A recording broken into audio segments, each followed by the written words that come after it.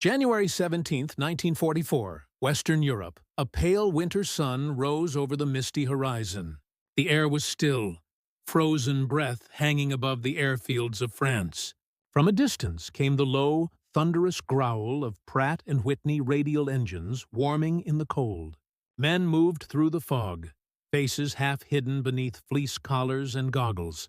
The clink of ammunition belts echoed through hangars, the scent of oil and cordite mixing with the breath of dawn. And then, a sound unlike any other, the deep, muscular roar of the Republic P-47 Thunderbolt, preparing for flight. To those who heard it for the first time, it was less a fighter's song and more a declaration. In that frozen dawn, the sky would decide who owned the future. At first glance, the Thunderbolt seemed like an absurdity of war. To many, it looked less like a fighter and more like a flying tank. Massive, heavy, and blunt-nosed, it appeared too large to dance with the sleek, elegant German Messerschmitts and Focke-Wulfs that ruled the sky. Luftwaffe pilots laughed at its shape and weight, calling it a milk jug with wings. The nickname stuck. The Jug. They believed the Americans, new to the art of aerial war, had built something too clumsy to survive against seasoned German aces. But the laughter would not last long. By early 1944, the air war over Europe had shifted. The Allies had men, machines, and an unending ocean of fuel, while the Luftwaffe was bleeding pilots faster than it could train replacements. Yet in the air, German confidence still held. They trusted their speed, their climb, their precision. And so, when those first Thunderbolts entered the fray, the veterans of the Luftwaffe smiled. They saw lumbering giants, slow, broad, easy prey. But within weeks, that confidence would be buried under a rain of .50 caliber fire. The first encounters told a story of surprise, German pilots who dove on the Thunderbolt, expecting an easy kill soon, discovered its strange power, the ability to absorb, damage, and still keep fighting. Bullets that shredded other aircraft simply dented its thick armor. Its massive radial engine could take hits that would have torn a liquid-cooled Messerschmitt from the sky. And when it dived, heaven help the man who tried to follow. The P-47 could dive faster than any fighter in the European theater. It fell from the clouds like a hammer, 8 machine guns blazing, each spitting death at 13 rounds per second. Those who mocked it soon learned the Jug might not dance, but it could strike like a god of thunder. At the heart of every Thunderbolt lay its true symbol, the 850 caliber Browning machine guns. 8 tongues of fire, each one capable of ripping through armor, steel, and flesh. The sound of them was unmistakable, a tearing, rhythmic thunder that filled the air with authority. For German pilots used to nimble duels and brief bursts of fire, this was something else entirely. It was relentless. It was industrial. It was war as the Americans fought it, not as art, but as overwhelming force. In every engagement, those guns sang of a different kind of warfare. Abundance over scarcity, machine over man, democracy over domination. Imagine the sky above Normandy. A German formation climbing through the clouds, silver glints below them, the enemy rising. They tighten formation, engines screaming. Then it begins. A wall of fire erupts from below. 8 streams of lead from each Thunderbolt carving invisible curtains across the sky. The German formation scatters, the sound of tearing metal and exploding fuel tanks filling the radio chatter. A Focke-Wulf dives to escape, but the Jug follows. The German pilot pushes harder, gauges trembling, wings straining. Still, the Thunderbolt stays behind, its nose steady, its guns flashing like lightning. The German cannot believe it. This massive aircraft should not move like that, should not dive so fast. But disbelief is a luxury measured in seconds. And when those seconds end, the sky becomes his grave. At first, Luftwaffe intelligence dismissed the P-47's victories as coincidence. They said it was luck or numbers or the inexperience of replacement pilots. But soon, reports began to pile up. Squadrons wiped out by low-flying American fighters. Armored trains torn apart by strafing runs. Columns of tanks and trucks reduced to burning wreckage by single passes. The Germans realized they were not facing just a new fighter. They were facing an idea. The Thunderbolt was not built merely to fight. It was built to endure. In every hangar across Britain and France, American crews worked through the night, refueling, rearming, and repairing these steel behemoths with the rhythm of an assembly line. One plane down, another rolled out within hours. The Luftwaffe fought with pride. The Americans fought with production, and slowly, the laughter faded. The German pilots, once certain of their superiority, began to feel a creeping dread. Every time they rose into the sky, more thunderbolts were waiting.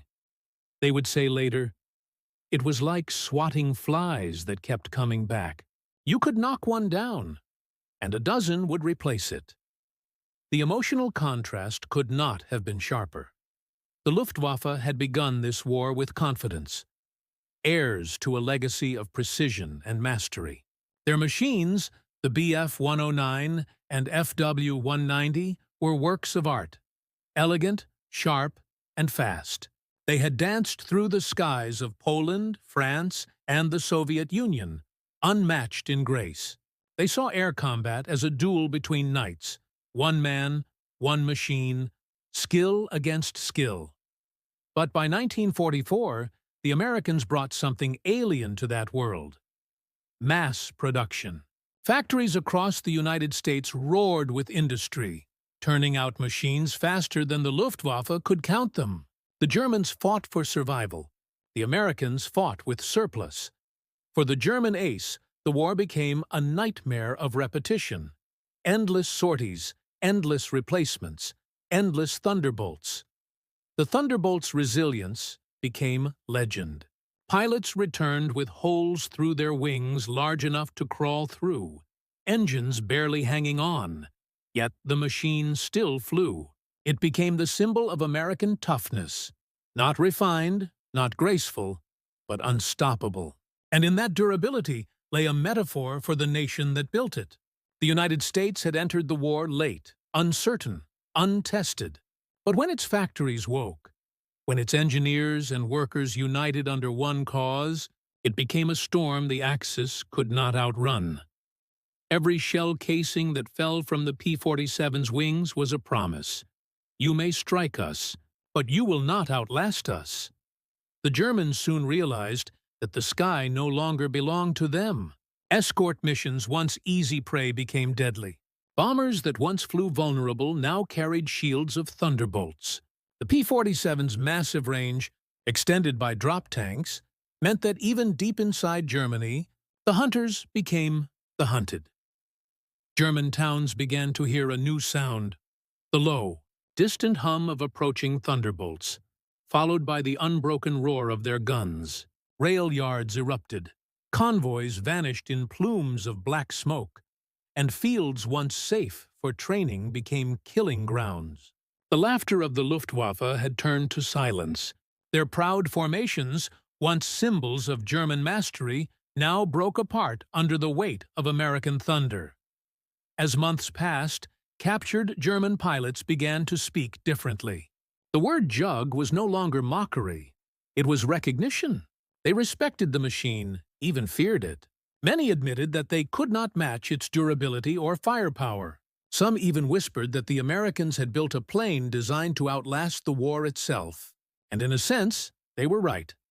The P-47 was not just a weapon. It was an embodiment of the American philosophy that freedom, when combined with will and work, could overwhelm tyranny.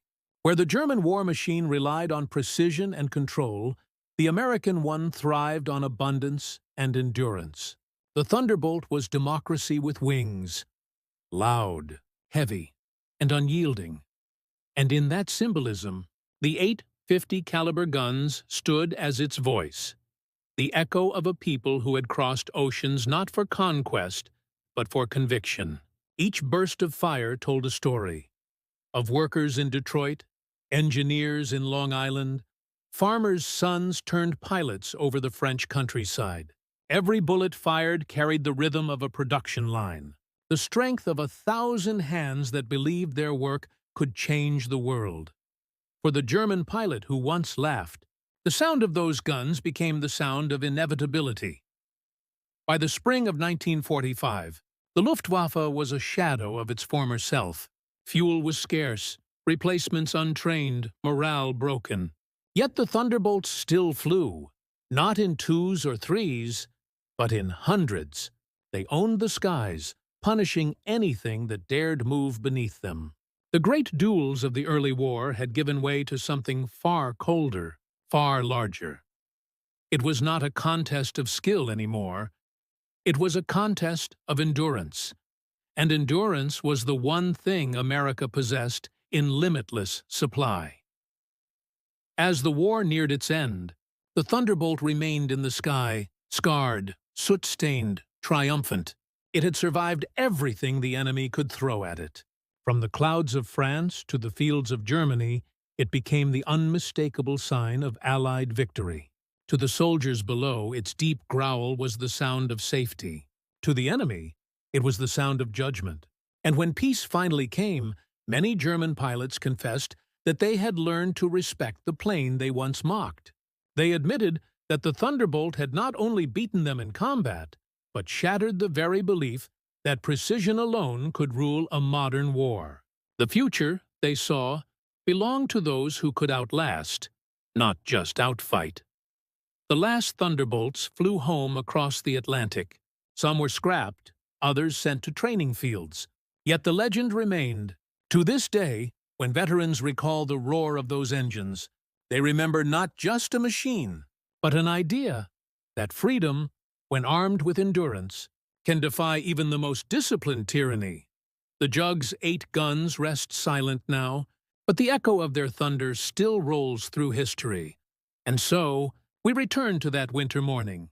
The frost, the engines, the breath of men before flight. The laughter that once filled the Luftwaffe's ready rooms faded into memory, replaced by awe. For in the end, the P-47, Thunderbolt, did not win through grace or beauty. It won through strength, persistence, and the unyielding faith of a free people who refused to surrender. Like the steady beat of a factory heart, like the roar of liberty itself, its 8 guns spoke the language of a democracy that could not be silenced. And that, more than any victory, was the sound of freedom's thunder.